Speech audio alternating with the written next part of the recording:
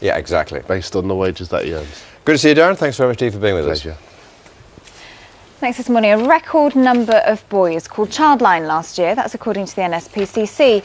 Their new figures show that over 58,000 boys were counselled, which is more than double the number 5 years ago. The report also highlighted bullying as the top problem, with 12,500 calls, and more than 6,000 boys complained about serious emotional stress within their family.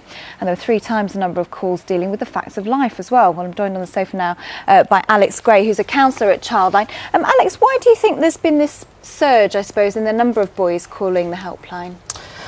Basically, we don't necessarily think it's that boys are suddenly having much more problems. It's just that actually we're pushing the service much more to boys, and we are really expressing our confidentiality policy. So boys are seeing Childline as a really safe place that they can call when they feel that they've got no one else to speak to. So they've got more confidence in your service, really, haven't they? So how have you been pushing it? Well, we've been looking at really creative ways at advertising the service, for example, away from the traditional poster in the school type thing, using, for example, social networking websites and other internet websites, as well as maybe sponsoring some programmes that specifically speak to boys. And do you think there's a tendency now for boys to be a bit less macho, maybe, that they're kind of maybe a bit more in touch with their feelings and they're not afraid of expressing their feelings? Yeah, absolutely. I mean, if you think over the past few years, there's been a real culture change. There's been a move away from the traditional big boys don't cry idea.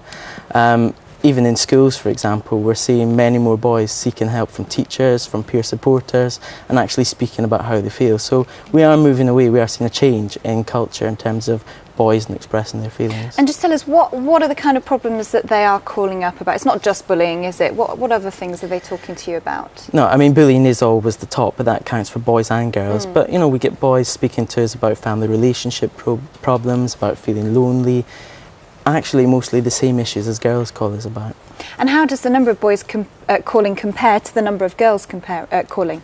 Well, ever since the launch of Childline, it's always been lower, but in the last 5 years, the number has actually doubled. So we're now seeing 1/3 boys calling to 2/3 girls. Obviously, there's much more work that needs to be done there, but that is a real change compared to 20% 5 years ago. I suppose, law of averages, boys have just as many problems as girls. So, I mean, what other things can you do now to help out and make more boys call in and confide in you?